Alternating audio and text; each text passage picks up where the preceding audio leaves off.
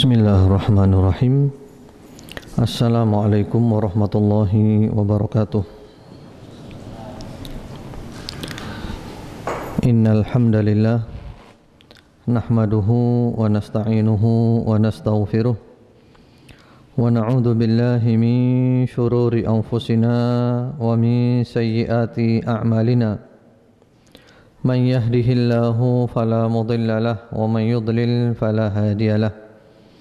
وأشهد أن لا إله إلا الله وحده لا شريك له وأشهد أن محمدا عبده ورسوله صلى الله عليه وعلى آله وسلم تسليما كثيرا أما بعد اللهم إنا نسألك علما نافعا ونعوذ بك من علم لا ينفع. معاشر المسلمين إخوان وأخوات في الله رحمكم الله. Hari ini adalah hari Ahad tanggal 20 Rabiul Tsani 1434 Hijriah yang bertepatan dengan tanggal 3 Maret 2013. Insyaallah kita akan lanjutkan kajian kita dari kitab Riyadhus Shalihin. Dan sekarang ini kita sudah masuk bab yang baru, yaitu Kitabul Jihad. Pembahasan tentang jihad. Qala al-Imam an-Nawawi rahimahullahu taala, Kitabul Jihad babu fadlil jihad. Berkata Imam An-Nawawi, semoga Allah merahmatinya, kitab jihad bab tentang keutamaan jihad. Jadi pembahasannya nanti tentang jihad. Apa itu jihad? Jihad menurut bahasa, menurut lughah, dari sisi etimologi, al-jihadu lughatan huwa muharabatul a'da, yaitu memerangi musuh. Jihad secara bahasa adalah memerangi musuh. Kemudian juga di antara definisi jihad pula menurut bahasa, al-mubalaghah wastifraghu ma fil wus'i wat taqati min qaulin aw fi'lin, yaitu berupaya maksimal semampunya tergantung kekuatannya dalam bentuk ucapan dan perbuatan. Jadi upaya maksimal dalam berkata dan upaya maksimal dalam berbuat. Jadi benar-benar maksimal dalam berkata-kata dan maksimal dalam berbuat. Upaya maksimal.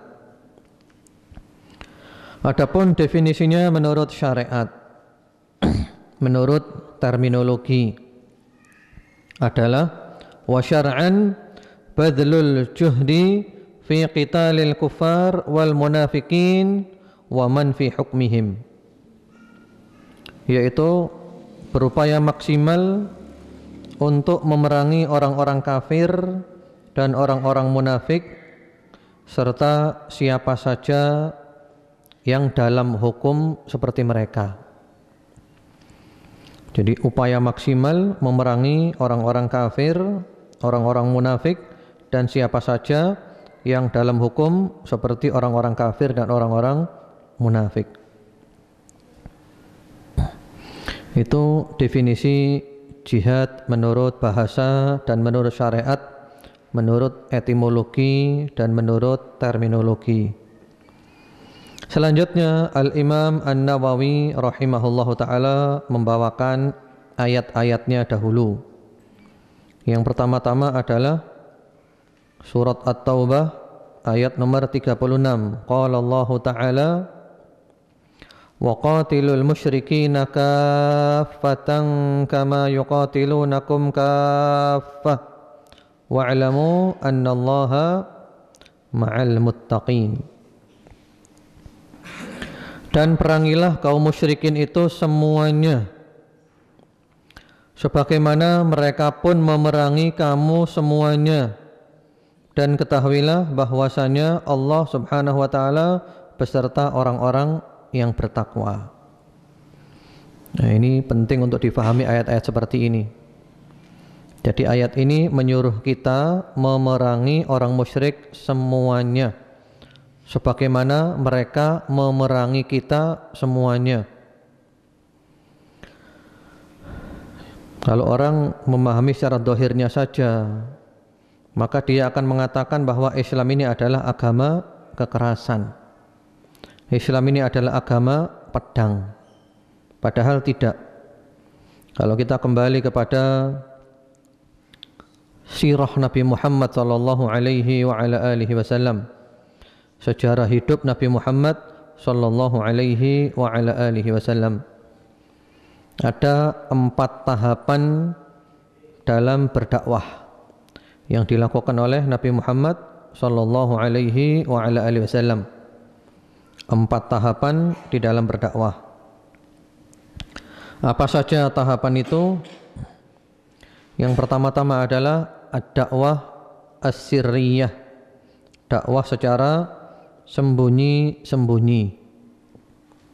Dan ini berlangsung semenjak turunnya wahyu sampai 3 tahun. Ya, dakwah sembunyi-sembunyi, tidak terang-terangan. Kemudian tahapan yang kedua adalah ad-dakwah al-jahriyah, dakwah terang-terangan. Setelah lewat 3 tahun tadi, dakwah terang-terangan. Tapi tanpa perang, dakwah aja. Dihina, dicaci, difitnah, diganggu, ya, apapun dilakukan kepada Nabi Muhammad sallallahu alaihi wasallam dan keluarganya dan pengikutnya, diam saja. Sahabat Ammar bin Yasir, ya, bapaknya dibunuh, ibunya dibunuh. Rasulullah nggak bisa bantu apa-apa. Hanya mengatakan sabron ala Yasir fa inna mau'idakumul jannah. Sabar wahai keluarga Yasir, surga menantimu. Ya, ditindas. Tapi tidak ada perlawanan karena memang belum punya kekuatan. Tahapan yang ketiga adalah setelah hijrah ke Madinah. Setelah hijrah ke Madinah, maka di sini mulai ada syariat perang. Tapi perangnya adalah jihadu ad-dafa', jihad defensif, yaitu mempertahankan diri. Kalau ada orang yang menyerang, maka dilayani untuk menyerang juga. Jadi bukan menyerang mula-mula, tapi hanya melayani saja. Orang menyerang, dilayani. Kemudian tahapan yang keempat, dan ini berlaku sampai sekarang, sampai hari kiamat, yaitu menyebarkan. Kalau tadi itu yang ketiga itu berdakwah dan memerangi orang yang lebih dahulu memerangi, yang dikenal dengan jihadud dafa atau jihad defensif. Adapun yang keempat ini yaitu namanya jihadut tolab atau jihad ofensif, yaitu berdakwah dan memerangi siapa saja yang menghalangi jalan dakwah. Yang menghalangi jalan dakwah. Dan ini berlaku sampai sekarang. Semenjak Bai'atur Ridwan, perjanjian di bawah pohon yang dikenal dengan Bai'atur Ridwan, perjanjian Hudaybiyah, yaitu pada tahun 6 Hijriyah sampai sekarang. Dan ayat ini adalah sesuai dengan tahapan yang keempat tadi. Jadi Islam ini mengadakan perluasan terus. Siapa saja yang menghalangi jalan dakwah diperangi. Karena itu Rasulullah sallallahu alaihi wasallam bersabda, "Umirtu an uqatilan nas hatta yashhadu an la ilaha illallah wa anni rasulullah wa yuqimus shalah wa yu'tuz zakah. Fa idza fa'alu dzalika 'asamu minni dima'hum wa amwalahum illa bihaqqil Islam wa hisabuhum 'ala Allah." Atau kama qala alaihi salatu wassalam. Aku diperintahkan untuk memerangi manusia sampai mereka masuk Islam, mengucapkan 2 kalimat syahadat, mengamalkan Islam, sholat, zakat. Kalau sudah mereka lakukan itu, maka mereka terjaga hartanya, terjaga darahnya, terlindungi. Jadi harus masuk Islam. Bagaimana kalau tidak mau masuk Islam, apakah diperangi? Kalau tidak mau masuk Islam, tidak dipaksa masuk Islam. La ikraha fiddin. Tidak ada paksaan dalam agama, tidak dipaksa. Tapi dengan catatan, yaitu tunduk kepada aturan-aturan yang ada dan membayar jizyah. Ini sebagaimana difirmankan oleh Allah Subhanahu wa taala di dalam surat At-Taubah, yaitu ayat 29. Qatilul ladzina la yu'minuna billahi wala bil yaumil akhir wala yuharrimuna ma harramallahu wa rasuluhu wala yadinuna dinal haqqi minal ladzina utul kitaba hatta yu'tul jizyata 'an yadin wa hum saghirun. Ya, perangi orang-orang kafir yang enggak beriman kepada Allah, yang tidak beriman kepada hari akhir, yang tidak mengharamkan apa yang diharamkan Allah dan Rasulnya, dan tidak beragama dengan agama yang benar dari kalangan ahli kitab. Bahkan para ulama mengatakan termasuk orang non-muslim yang lainnya selain ahli kitab pun, majusi dan yang lainnya. Ya. Sampai kapan diperangi? Sampai membayarkan jizyah dengan tangan mereka dan mereka dalam keadaan hina. Artinya mereka mau tunduk kepada aturan Islam yang ada. Jadi maksudnya di sini adalah Islam itu kalau kita lihat sirah tadi ya, ditegakkan bukan dengan pedang, dengan lemah lembut. Nah, pedang ini keluar ketika terjadi kedoliman. Jadi perang ini diantara hikmahnya adalah untuk menegakkan keadilan, memberantas kedoliman, menyelamatkan manusia. Tidak masuk Islam pun nggak dipaksa, nggak dibunuh. Yang penting tunduk kepada aturan yang ada dan mau bayar jizyah, upeti. Nanti ada ketentuannya berapa. Jadi Islam ini adalah agama rahmatan lil alamin, agama yang penuh dengan kasih sayang. Selanjutnya Al-Imam An-Nawawi rahimahullahu taala membawakan surat Al-Baqarah ayat nomor 216. Al-Baqarah 216. Atau tadi masih ada yang tersisa, yaitu wa'lamu annallaha ma'al muttaqin, dan ketahuilah bahwasanya Allah beserta orang-orang yang bertakwa. Jadi ini keutamaan takwa. Ini namanya ma'iyatullah. Ma'iyatullah itu kebersamaan Allah. Kebersamaan Allah ada dua macam. Yang pertama adalah al-ma'iyah al-'ammah. Yang kedua adalah al-ma'iyah al-khassah. Yang pertama adalah kebersamaan Allah secara umum. Yang kedua adalah kebersamaan Allah secara khusus. Seperti apa contohnya? Al-ma'iyah al-'ammah, kebersamaan Allah secara umum, itu seperti firman Allah Subhanahu wa taala, wa huwa ma'akum aynama kuntum. Allah bersamamu dimanapun kamu berada. Nah, ini umum. Orang kafir, orang Islam, orang taat, orang maksiat, siapapun masuk di sini. Allah bersamamu dimanapun kamu berada. Artinya ilmunya Allah bersama kita. Allah mengetahui tentang kita. Semuanya Allah ketahui dan dicatat semuanya. Jadi maknanya adalah pengetahuannya Allah. Walaupun Allah berada di atas langit sana, tapi ilmunya Allah bersama kita. Apapun yang kita perbuat, ucapan kita, aktivitas kita, semuanya diketahui Allah, dicatat oleh malaikat. Ini namanya apa tadi? Al-ma'iyah al-'ammah, kebersamaan Allah secara umum. Kemudian ada lagi al-ma'iyah al-khassah, seperti di ayat ini, wa'lamu annallaha ma'al muttaqin.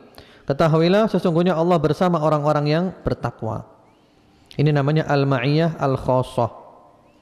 Allah bersama orang bertakwa, artinya Allah membantu orang bertakwa, menolong orang bertakwa, memberi jalan keluar kepada orang yang bertakwa, dan seterusnya, berbagai macam kebaikan. Karena itu kita berusaha untuk mendapatkan al-ma'iyah ini dua-duanya. Kalau al-ma'iyah al-'ammah kita semua sudah dapat, yaitu kita diketahui oleh Allah. Yang penting adalah al-ma'iyah al-khassah, Bagaimana Allah bersama kita secara khusus, bantu kita, nolong kita, memberi kita jalan keluar dan berbagai macam kebaikan. Kita diselamatkan dari berbagai macam keburukan. Di antaranya adalah kita menjadi orang yang bertakwa. Definisi takwa itu paling lengkap adalah imtithalul awamir wajtinabun nawahi, mengerjakan perintah Allah dan meninggalkan larangan Allah Subhanahu wa taala. Coba perhatikan ayat ini. Setelah Allah Subhanahu wa taala berbicara tentang perang, Allah menutup ayatnya dengan kata-kata wa'lamu annallaha ma'al muttaqin. Ketahuilah bahwa Allah bersama orang-orang yang bertakwa. Ini bukan sia-sia, ini berhubungan. Di antara keindahan Al-Qur'an itu adalah ayat-ayatnya itu saling berhubungan. Bahkan satu ayat itu yang permulaan dan yang terakhir berhubungan. Hubungannya apa kira-kira ini? Antara perang dan Allah bersama orang-orang yang bertakwa. Hubungannya adalah kita kan harus bertakwa kepada Allah kapanpun dan dimanapun berada, terutama dalam suasana perang. Terutama dalam suasana perang lebih ditingkatkan takwanya. Supaya apa? Supaya Allah bersama kita, Allah bantu kita, Allah nolong kita, Allah memberikan jalan keluar kepada kita dan berbagai macam kebaikan kepada kita, menyelamatkan kita dari semua yang buruk-buruk. Jadi terutama dalam perang, bertakwa kepada Allah Subhanahu wa taala. Nanti kita bahas ya beberapa macam jihad. Termasuk ada ayat yang sangat indah ya, yaitu di dalam surat Al-Hujurat. Di dalam surat Al-Hujurat Allah Subhanahu wa taala berfirman, ya ayyuhalladzina amanu jtanibu katsiran minadh-dhonn inna ba'dadh-dhonni itsm wala tajassasu wala yaghtab ba'dukum ba'dha. Mari kita kaji ayat ini, ayat yang indah ini. Ini berhubungan antara yang depan dengan yang belakang. Yaitu firman Allah Subhanahu wa taala, hai orang-orang yang beriman, jauhilah olehmu kebanyakan daripada prasangka. Karena sebagian daripada prasangka itu adalah dosa. Sebagian dari prasangka adalah dosa. Kemudian apa kata Allah Subhanahu wa taala? Wala tajassasu, jangan memata-matai.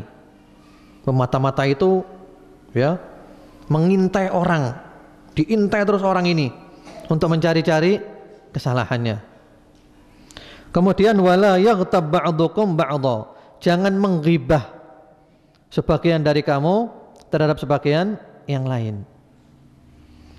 Ayat ini sangat indah. Ada 3 hal yang disebutkan oleh Allah secara berurutan.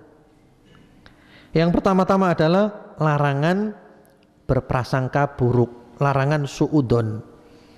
Prasangka buruk kepada orang Islam adalah dosa. Ya, suudon itu tidak boleh. Tidak ada indikasi apapun, tidak ada angin ngalor, tidak ada angin ngidul, kita suudon terus, prasangka buruk terus, ini dosa. Tidak ada apa-apa, kecuali kalau jelas-jelas berbuat salah. Ini tidak ada, cuman kita prasangka buruk saja, suudon terus. Ya, ini tidak boleh, dosa. Kemudian wala tajassasu, jangan memata-matai. Artinya kalau tidak jelas orang itu punya kesalahan, nggak ada indikasi apapun, jangan mencari-cari kesalahan. Tahapan berikutnya kan, jadi kan mula-mula suudon, nggak ada indikasi apapun, kan nggak benar. Sudah selesai, hentikan. Enggak, saya mau cari-cari kesalahannya dia, mau memata-matai, mau diintai terus dia. Nggak boleh ngintai orang itu. Jadi kita mengintai orang itu dosa, memata-matai orang dosa. Ya, karena orang punya kehormatan. Berbeda antara dosa yang tampak dengan dosa yang tersembunyi, dan kita nggak boleh memata-matai. Kemudian seandainya setelah memata-matai terbukti dia melakukan kesalahan, apa kata Allah? Jangan menggibahnya. Ya. Setelah dimata-matai terbukti dia punya salah, jangan menggibahnya. Gandengan kan? Pertama apa tadi? Jangan suudon. Kemudian suudzon nggak dilarang. Yang kedua, jangan memata-matai, jangan cari-cari kesalahan orang. Yang ketiga, setelah terbukti orang itu berbuat salah, jangan menggibah. Itulah Al-Quran. Jadi termasuk di ayat ini, yaitu perintah untuk bertakwa. Allah bersama orang-orang yang bertakwa, terutama adalah di dalam suasana perang kita dianjurkan bertakwa. Karena itu sebagian khalifah, ada riwayat yang menyebutkan ini Khalifah Umar bin Abdul Aziz rahimahullahu ta'ala, ketika melepas pasukan ke medan perang, beliau berkhutbah. Karena di dalam Islam itu yang namanya khalifah itu selalu ngirim pasukan perang. Karena jihad ini ibadah. Nanti ada ayat-ayatnya ya, jihad ini ibadah. Sama dengan sholat, sama dengan puasa. Jadi ngirim pasukan perang terus ke sana untuk apa? Jihadut tolab, jihad ofensif. Mengadakan perluasan-perluasan dakwah. Yang menghalangi jalan dakwah diperangi. Kemudian disuruh masuk Islam. Tidak mau masuk Islam, ya tidak apa-apa, dilindungi dengan catatan sebagai kafir yang dhimmi, tunduk kepada aturan Islam dan mau bayar upeti. Umar bin Abdul Aziz rahimahullahu ta'ala ketika ngirim pasukan ke medan perang, beliau khutbah, diberi khutbah. Di antara isi khutbahnya apa? Bahwasanya secara perhitungan kamu dengan musuh kalah. Di atas kertas kamu kalah. Jumlah pasukan mereka lebih banyak. Senjata mereka lebih canggih. Di atas kertas kalah. Tapi kamu punya senjata yang tidak mereka miliki. Apa senjatanya? Kamu bertakwa kepada Allah.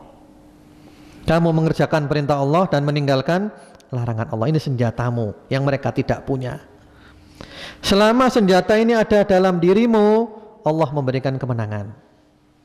Karena kamu punya senjata yang tidak mereka miliki. Tapi kalau kamu tinggalkan takwa, kamu berbuat maksiat, maka berarti senjatamu ini hilang. Kembali kepada hitung-hitungan di atas kertas, kamu kalah. Ya, subhanallah. Jadi ini penting.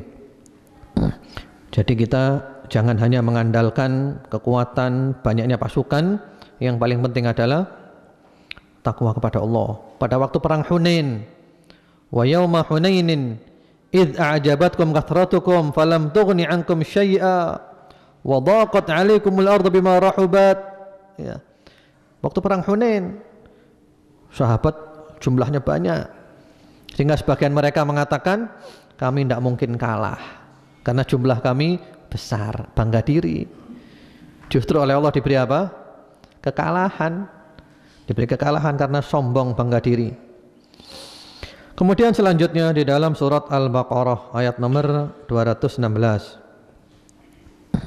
yaitu firman Allah Subhanahu wa taala, kutiba alaikumul qitalu wa huwa kurhul lakum wa asa an takrahu syai'an wa huwa khairul lakum wa asa an tuhibbu syai'an wa huwa syarrul lakum wallahu ya'lamu wa antum la ta'lamun.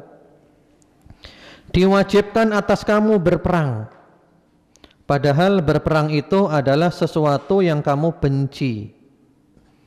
Boleh jadi kamu membenci sesuatu padahal ia amat baik bagimu. Dan boleh jadi pula kamu menyukai sesuatu padahal ia amat buruk bagimu. Allah mengetahui sedang kamu tidak mengetahui. Ayat ini dimulai dengan kata-kata kutiba. Kutiba alaikumul qital. Ada juga ayat yang mirip ini, kutiba, sering disebut-sebut. Apa itu? Kutiba alaikumus syiyam. Diwajibkan atas kamu puasa. Kalau puasa dibahas, kalau jihad mana ada yang bahas? Nggak ada. Padahal sama. Kutiba alaikumus syiyam dan kutiba alaikumul qital itu sama. Tidak ada bedanya. Kutiba alaikumul qital, Allah mewajibkan atas kamu berperang, diwajibkan perang. Wa huwa kurhul lakum, padahal kamu tidak suka. Kenapa tidak suka perang? Tabiat dasar manusia tidak suka perang, karena perang itu berat, payah, capek, bahaya, sakit, dan yang lain-lainnya. Secara umum semua orang tidak suka berperang. Lalu Allah menegaskan lagi, wa asa an takrahu syai'an wa huwa khairul lakum wa asa an tuhibbu syai'an wa huwa syarrul lakum. Boleh jadi kamu tidak menyukai sesuatu padahal itu lebih baik bagimu. Dan boleh jadi kamu mencintai sesuatu padahal itu buruk bagimu. Ini kaidah yang sangat penting dalam kehidupan sehari-hari. Jadi banyak hal-hal yang kita tidak suka, tapi itu adalah baik. Banyak hal-hal yang kita suka, padahal itu adalah tidak baik untuk kita. Karena itu, kalau kita terapkan ayat ini dalam kehidupan sehari-hari, kita ini akan tenang. Ya, dalam kehidupan ini kita mengikuti aturan Allah, Al-Quran, Sunnah, pemahaman salafus soleh, suka tidak suka kita jalani. Ya, karena boleh jadi kita tidak suka, tapi lebih baik. Boleh jadi kita suka yang lainnya, ternyata lebih buruk. Boleh jadi pilihan kita itu adalah tidak baik untuk kita. Boleh jadi pilihannya Allah adalah lebih baik bagi kita, dan itu pasti pilihannya Allah Subhanahu wa taala. Kemudian ditutup dengan ayat yang berbunyi wallahu ya'lamu wa antum la ta'lamun. Allah Maha tahu sedang kamu tidak tahu. Kita tidak tahu apa-apa. Karena itu paling penting ikhwan wa akhwat fillah rahimakumullah, kita selalu berdoa minta petunjuk Allah yang terbaik untuk kita. Kita mohon ya Allah, berikanlah yang terbaik untukku di dunia dan di akhirat. Jadikanlah aku ridho dan berilah barokah. Paling enak itu. Suka tidak suka kita terima. Jadi ayat ini jelas menyatakan bahwasanya perang itu wajib. Hanya saja ma'asyiral muslimin, ikhwan wa akhwat fillah rahimakumullah, yang jadi masalah sekarang ini. Ya. Yang jadi masalah adalah sekarang bagaimana kita mau perang. Karena kita tidak punya pemimpin. Karena perang-perang zaman dulu itu dipimpin oleh seorang imam. Sepeninggal Rasulullah SAW, pemimpinnya adalah sahabat Abu Bakar, sahabat Umar, sahabat Utsman, sahabat Ali, sampai berikutnya adalah Bani Umayyah, sampai berikutnya adalah Bani Abbasiyah. Mereka masih punya imam dan mereka melakukan jihad perang. Sehingga di dalam buku-buku akidah selalu disebutkan bahwa jihad itu wajib bersama imam, barran kana au fajiran. Imam itu orang yang baik atau imam itu orang yang busuk, tetap kita wajib jihad bersama imam. Karena jihad tetap baik. Yang jelek adalah imamnya. Nah, sekarang mana? Imam mana? Negara mana coba? Iya, negara mana coba? Negara-negara Islam di mana yang menegakkan bendera jihad? Tidak ada. Padahal ini kewajiban, berdosa. Adapun kita sebagai rakyat, maka fattaqullaha mastata'tum, bertakwalah kepada Allah semampu. Mau jihad model apa, repot kita sekarang, tidak bisa. Karena kalau perorangan atau juga per kelompok, ya tentu ibaratnya kita masih periode Mekah. Sekarang musuh jumlah pasukannya misalnya 200.000. Kita jumlah pasukannya cuman 200.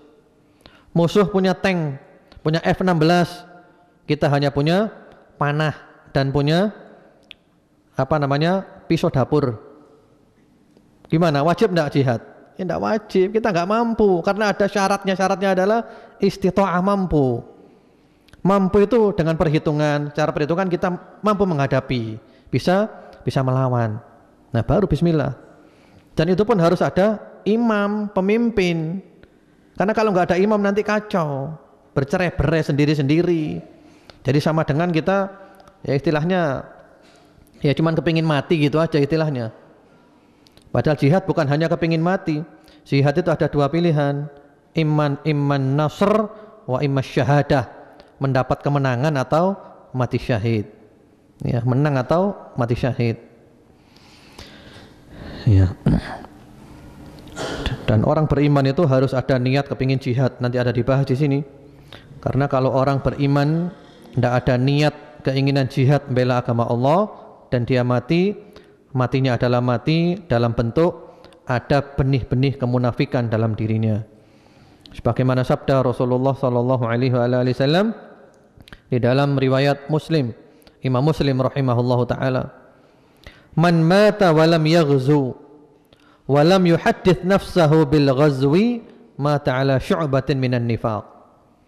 Barang siapa mati dalam keadaan belum pernah perang dan tidak pernah terlintas dalam dirinya keinginan untuk perang bela agama Allah, maka dia mati dalam keadaan di dalam dirinya ada cabang-cabang kemunafikan. Jadi kita ini harus punya hati niat, saya kepingin satu saat bela agamanya Allah, perang, kepingin satu saat bela agamanya Allah.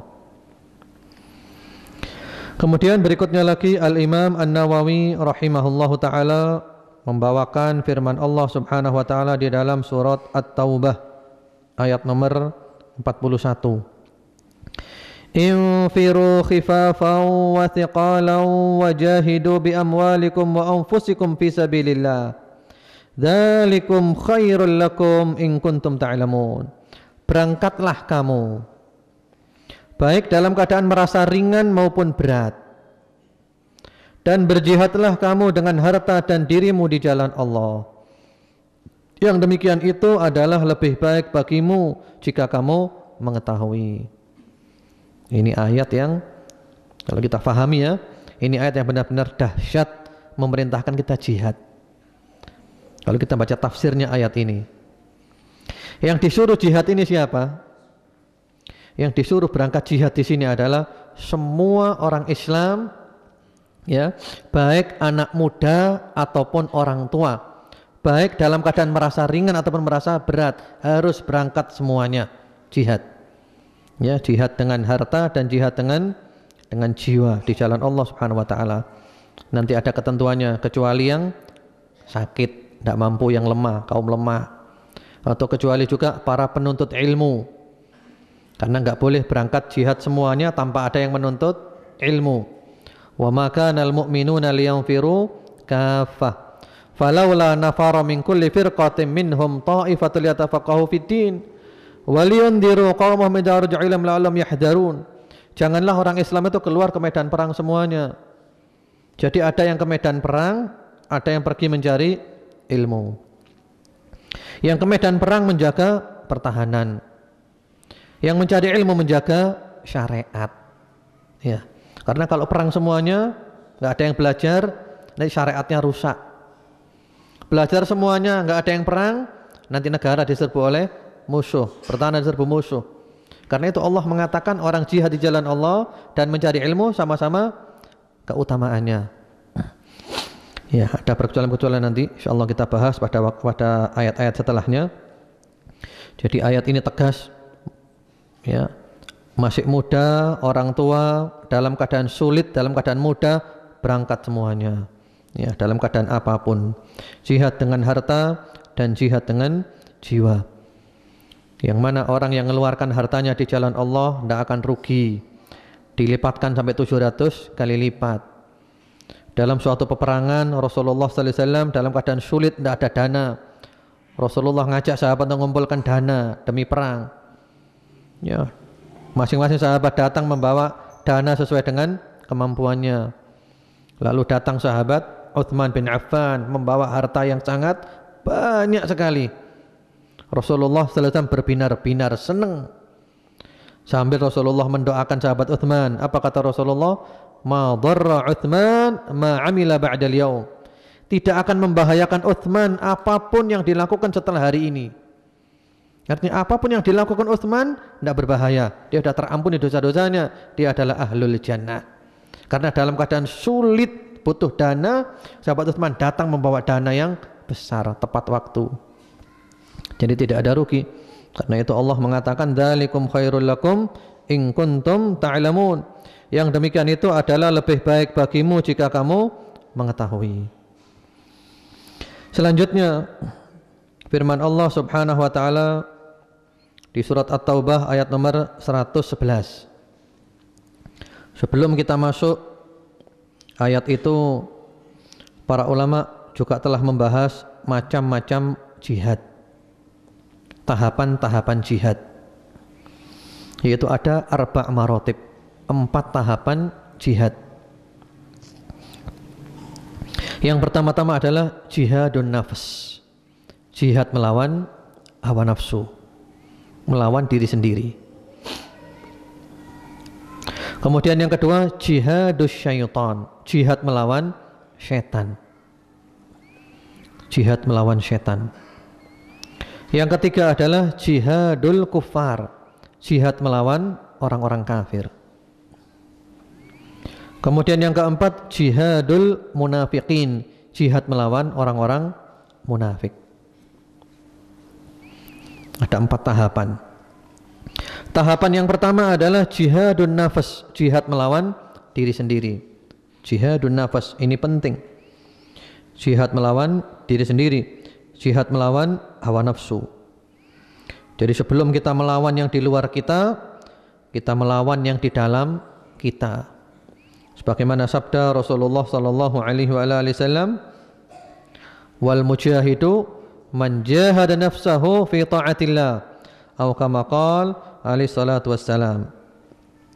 Mujahid itu adalah orang yang berjihad melawan dirinya, menundukkan dirinya taat kepada Allah Subhanahu wa taala. Jadi itu jihad. Memang ada hadis yang tidak sahih. Itu katanya Rasulullah pulang dari perang Badar. Ada juga yang mengatakan pulang dari perang Tabuk, ya, perang-perang besar. Kemudian Rasulullah mengatakan raja'na min jihadil asghar ila jihadil akbar, jihadun nafas. Kami pulang dari jihad kecil menuju jihad yang besar, yaitu jihad melawan hawa nafsu. Itu tidak sahih. Namun bukan berarti jihad melawan nafsu itu tidak ada. Ada. Hadis tadi itu sahih yang sebelumnya. Orang yang berjihad adalah jihad menundukkan nafsunya, tunduk kepada Allah Subhanahu wa taala, taat kepada Allah Subhanahu wa taala. Ini penting. Bahkan sahabat Ali bin Abi Thalib radhiyallahu taala anhu, beliau mengungkapkan kata-kata yang sangat terkenal. Yaitu kata beliau, midanukum al-awwal anfusukum.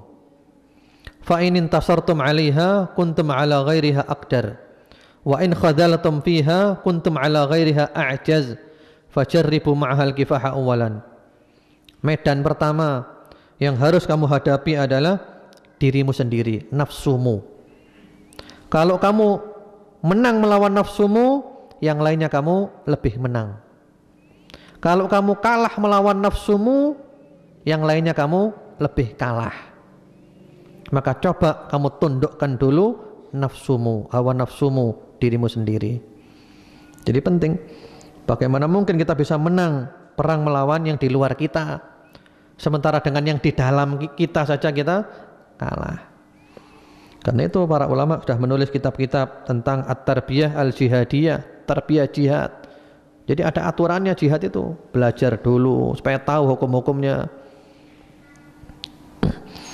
Perang melawan hawa nafsu. Kemudian para ulama mengatakan perang melawan hawa nafsu ini juga ada 4 tingkatan lagi.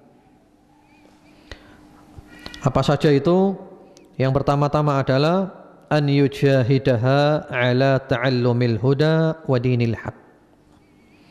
Yaitu jihad melawan diri kita, melawan nafsu kita untuk belajar ilmu yang bermanfaat, belajar petunjuk dan belajar agama yang benar. Jadi jihad untuk belajar. Jadi belajar ini adalah jihad. Mempelajari Al-Quran was sunnah ala fahmi salafil ummah, yang mana kita tidak mungkin sukses, tidak mungkin bahagia tanpa adanya ilmu wahyu. Qala Allah, qala Rasulullah, qala sahabah. Jadi menundukkan diri kita untuk belajar. Yang kedua, an yujahidaha 'alal 'amali bihi ba'da ilmi. Jihad melawan nafsu dalam arti berusaha mengamalkan ilmu yang telah dia dapatkan. Mengamalkan ilmu. Jihad. Buat apa punya ilmu kalau enggak diamalkan? Bermadarat, enggak bermanfaat. Kemudian yang ketiga, an yujahidaha 'ala at-ta'wati ilaihi wa ta'limihi man la ya'lamuhu. Yang ketiga adalah jihad melawan diri kita dengan cara mendakwahkan ilmu, mengajarkan ilmu kita kepada orang yang belum mengetahuinya. Dakwah juga jihad. Kemudian yang keempat, an yujahidaha 'ala sabr 'ala masyaqid da'wah wa adal khalq. Jihad melawan nafsu supaya sabar. Sabar ketika menghadapi gangguan-gangguan di medan dakwah, menghadapi kesulitan-kesulitan di medan dakwah. Atau bahkan sabarnya lebih lengkap. Sabar ketika mencari ilmu, sabar ketika mengamalkan ilmu, dan sabar ketika mendakwahkan ilmu. Ini jihad melawan diri sendiri. Kalau kita sudah berhasil jihad yang nomor 1 ini, melawan nafsu ini, maka kita menjadi Rabbani. Walakin kunu Rabbaniyin. Jadilah kamu orang-orang yang Rabbani. Siapakah orang Rabbani itu? Seseorang tidak akan mencapai tingkatan Rabbani sehingga dia benar-benar mencari ilmu, mengamalkan ilmu, dan mendakwahkan ilmu Rabbani. Iya. Jadi terutama tadi yang nomor 4 ya, sabar. Harus sabar. Belajar seperti ini butuh sabar. Kemudian juga mengamalkan ilmu butuh sabar. Mau puasa butuh sabar. Ya, sholat butuh sabar, dan seterusnya sabar. Kemudian juga dakwah butuh sabar. Karena ketika kita di medan dakwah, gangguan-gangguan, fitnah, caci maki, dan yang lainnya pasti kita kena. Dan seseorang, ma'asyiral muslimin, ikhwan wa akhwat fillah rahimakumullah, seseorang ketika mendapat gangguan-gangguan ini, ada 2 kelompok manusia. Diterangkan oleh Ibnul Qayyim di dalam kitabnya Madarijus Salikin. Ya, 2 kelompok manusia atau 2 tingkatan manusia ketika menghadapi gangguan-gangguan. Nah, kita masuk yang mana ini?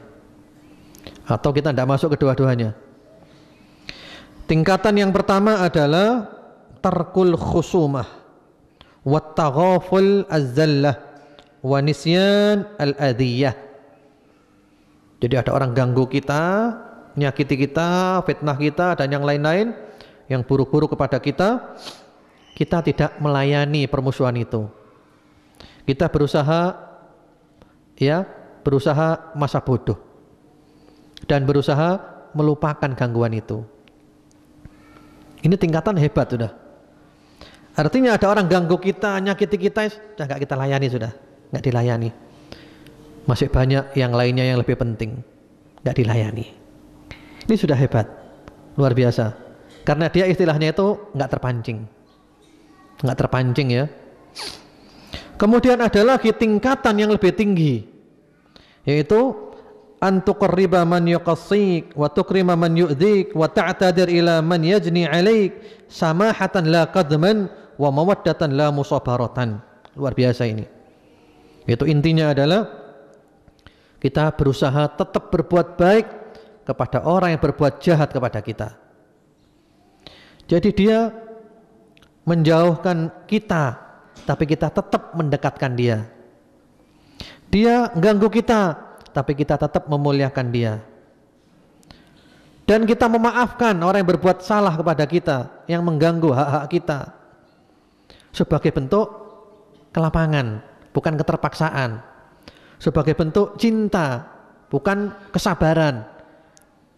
Artinya benar-benar kita ini luar biasa, berbuat baik kepada orang yang berbuat jahat.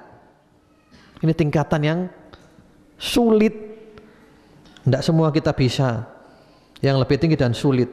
Dan tingkatan ini dicontohkan oleh siapa? Rasulullah Muhammad sallallahu alaihi wasallam. La taziduhu syiddatul jahil illa hilmuh.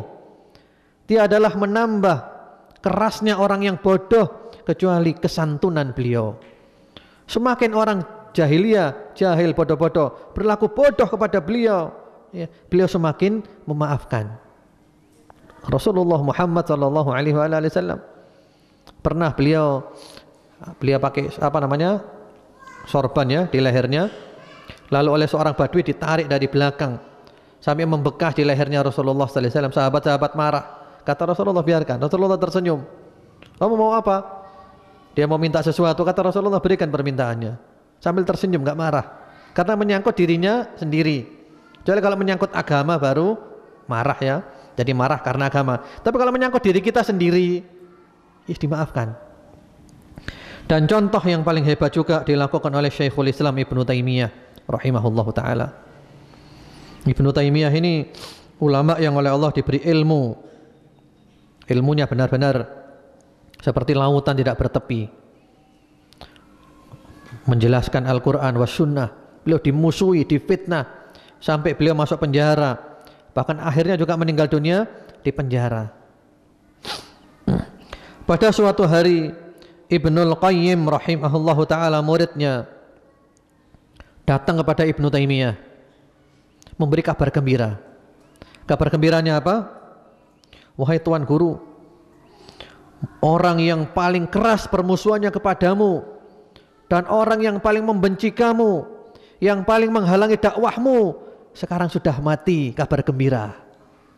Jadi kata Ibnul Qayyim, ini kabar gembira. Apa kata Ibnu Taimiyah? Kata Ibnul Qayyim, fanaharoni wa tanakkaroli wastarja' thumma qama min fawrihi ila baiti ahli fa'azahum. Lalu Ibnu Taimiyah, guruku itu menghardik aku dan mengingkari perbuatanku itu, sambil beliau mengucapkan inna lillahi wa inna ilaihi raji'un.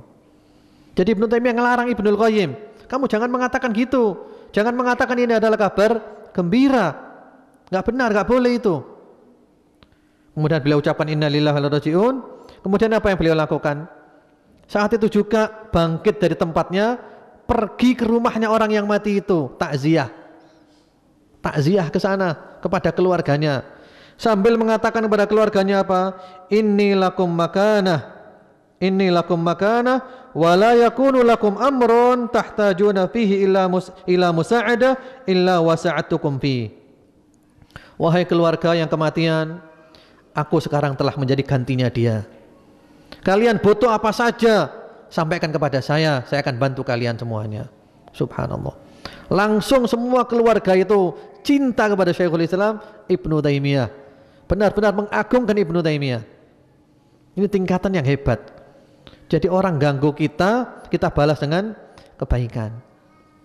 Karena gangguan dalam hidup ini selalu ada. Jangan bermimpi untuk tidak diganggu orang. Caranya tidak diganggu orang itu cuma satu caranya. Caranya apa? Kembali ke rahimnya ibu. Jangan pernah lahir ke dunia, nggak diganggu nanti. Karena kita sudah terlahir di dunia, gangguan ini ada. Ada orang yang cinta kepada kita, memuji-muji kita. Ada orang yang benci kepada kita, menjelek-jelekan kita. Semua yang kita lakukan tampak jelek. Nah sekarang bagaimana kita menyikapinya? Bagaimana kita menyikapinya? Apakah kita sikap yang pertama tidak melayani saja? Apakah sikap yang kedua malah berbuat baik kepada dia? Jangan sampai sifat yang lain kita terpancing.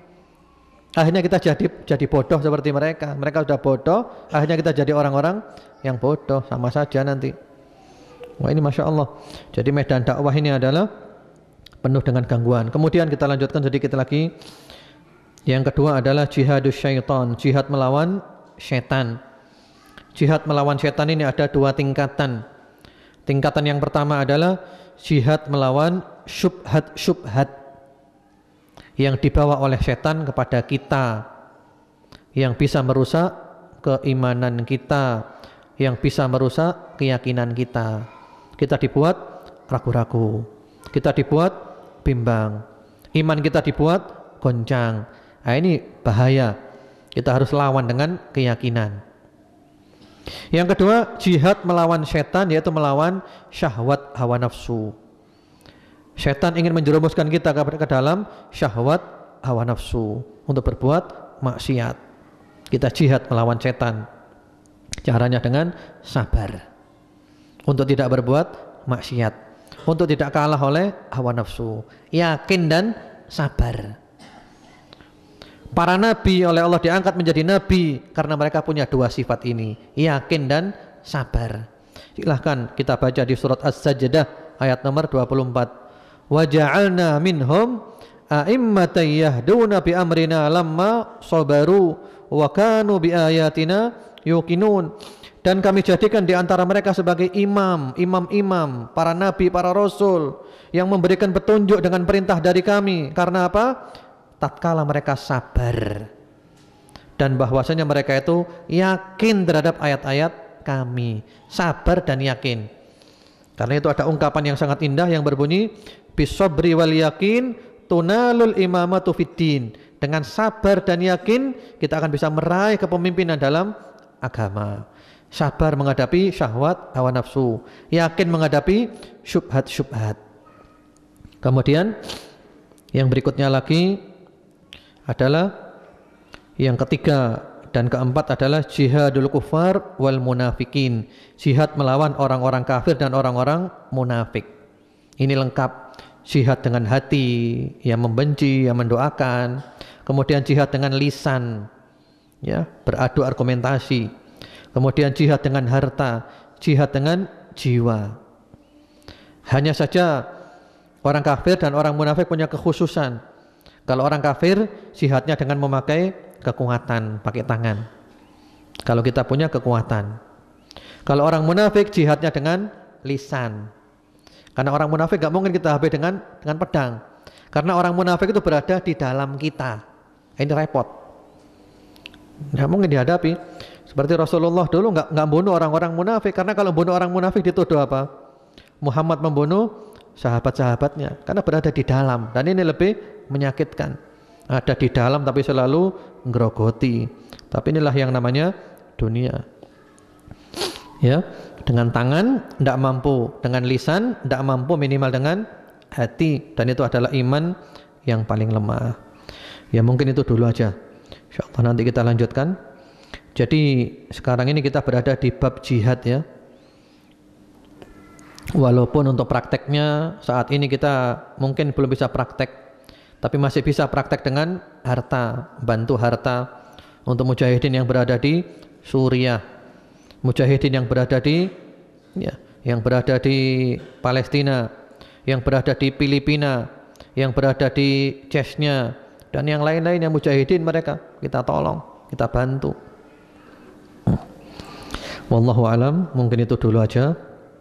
Tanpa terasa waktu kita tinggal sebentar. Ini sudah ada beberapa pertanyaan yang masuk, saya jawab dulu. Assalamualaikum warahmatullahi wabarakatuh. Waalaikumsalam warahmatullahi wabarakatuh. Afwan, apa bedanya jihad dan terorisme? Mohon penjelasannya, syukron. Terorisme itu apa sih definisinya? Jadi kita perlu definisi yang baku tentang teroris. Apa sih definisinya? Kalau definisi yang ada sekarang, teroris itu adalah orang Islam yang mengamalkan Islam dengan baik dan benar, yang taat kepada agama, yang rajin ngaji, yang memakai jenggot, yang celananya cingkrang, yang memakai cadar, itu adalah terorisme. Kalau memang ini adalah teroris, maka kita katakan isyhadu bi annana at-terorisiyin, isyhadu bi annana irhabiyun, saksikan bahwa kami adalah teroris. Kalau memang itu maksudnya daripada teroris. Teroris itu adalah Amerika, teroris itu adalah Israel, Yahudi, itu teroris. Ya. Kenapa teroris? Karena mereka selalu ngacau negaranya orang, selalu campur tangan di negaranya orang, dan mereka berusaha membasmi Islam dan kaum muslimin, kecuali Islam yang sesuai dengan versi mereka. Walan tarda angkal yahudu walan nasara hatta tattabi'a millatahum. Orang-orang Yahudi dan Nasrani selama-lamanya tidak akan pernah ridho kepadamu sampai kamu ikuti agama mereka. Mengikuti agama mereka punya dua makna. Makna yang pertama, keluar dari Islam menjadi non-muslim. Makna yang kedua, tetap Islam, tapi Islamnya Islam versi mereka, Islam sekuler, liberal, pluralisme, dan Islam-Islam yang lainnya. Jadi Amerika itu teroris, Perancis itu teroris, masuk negaranya orang di Mali, ya, bantai orang Islam, itu teroris mereka itu. Jadi jihad itu tidak sama dengan teroris ya. Jihad itu adalah ibadah, tapi ada aturannya.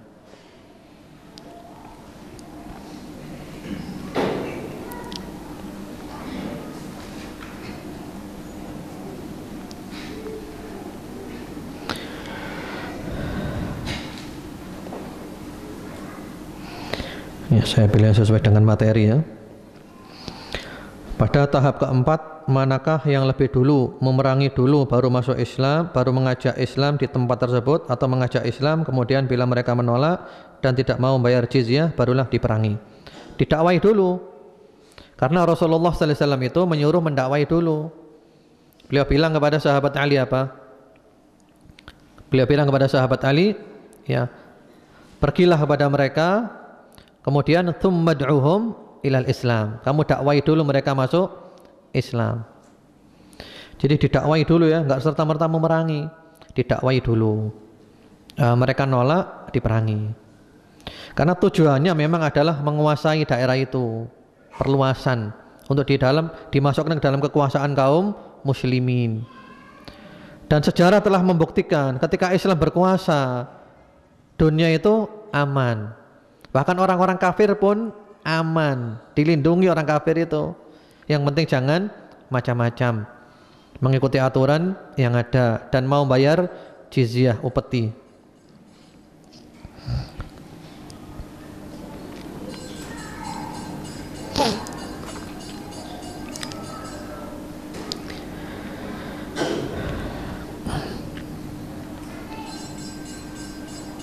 Ya.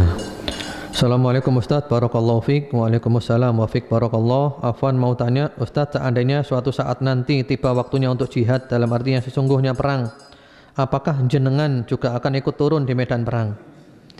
Lantas apa yang harus kita persiapkan sekarang ini? Mohon nasihatnya Ustaz. Syukron uhibbuka fillah. Ya habbakal ladzi ahbabtani fi.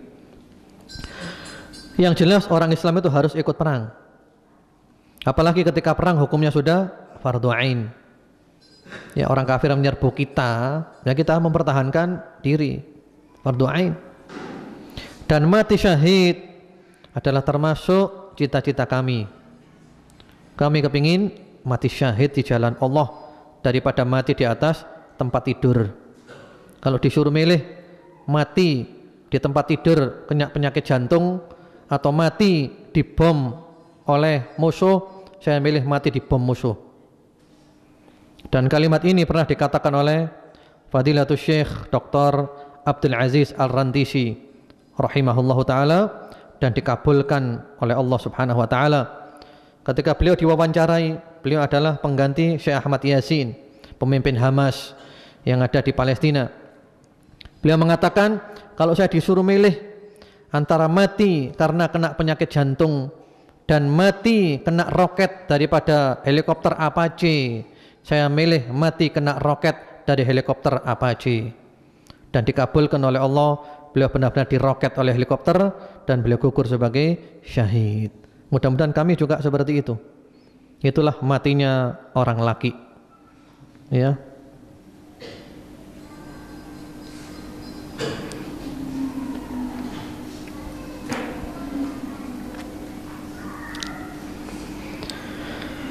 Assalamualaikum warahmatullahi wabarakatuh. Ustadz, waalaikumsalam warahmatullahi wabarakatuh. Tanya, kalau orang wajib jihad minimal dalam hati ada niat, bagaimana dengan jihadnya wanita? Yang lalu kan sudah pernah kita bahas kan? Ibunda Aisyah radhiyallahu taala anha ketika itu datang kepada Rasulullah sallallahu alaihi wasallam, tanya, ya Rasulullah, hal 'ala nisa'i jihad? Apakah orang perempuan juga wajib jihad? Lalu apa kata Rasulullah? Lakunna afdalul jihad wa ahsanuhu hajjun mabrur. Kamu wahai kaum perempuan punya jihad yang paling afdal, jihad yang terbaik, yaitu haji yang mabrur. Itu hajinya, jihadnya orang perempuan. Namun demikian kalau kita lihat para sahabiah dulu, mereka juga ikut terjun ke medan perang ya, untuk merawat orang-orang yang sakit. Menjadi perawat, merawat orang-orang yang sakit, membawakan minum. Bahkan ada sebagian sahabiah yang ikut terjun ke medan perang yang menjadi tamengnya Rasulullah sallallahu alaihi wasallam. Tidak ingin Rasulullah kena apa? Kena sentuh senjatanya musuh. Siapa di antaranya? Di antaranya adalah siapa yang antum tahu? Siapa? Ummu Umarah, Nusaybah, ada yang menyebut Nasibah, ada yang menyebut Nusaybah, Ummu Umarah radhiyallahu taala anha. Beliau ke jihad, ya. Kemudian menjadi tamengnya Rasulullah sallallahu alaihi wasallam. Jangan sampai Rasulullah yang kena. Bahkan beliau sempat kena tangannya. Beliau tenang-tenang aja. Bahkan dalam peperangan yang lainnya, 2 anaknya gugur. Beliau malah senang berbinar-binar. Karena apa? Anaknya gugur di jalan Allah Subhanahu wa taala. Ummu Umarah radhiyallahu taala anha. Ya, itu dulu aja. Semoga kajian kita ini bermanfaat. Semoga Allah menjadikan kita istiqomah dan umur kita ditutup dengan husnul khatimah. Allahumma amin. Subhanakallahumma bihamdika asyhadu an la ilaha illa anta astaghfiruka wa atubu ilaik. Assalamualaikum warahmatullahi wabarakatuh.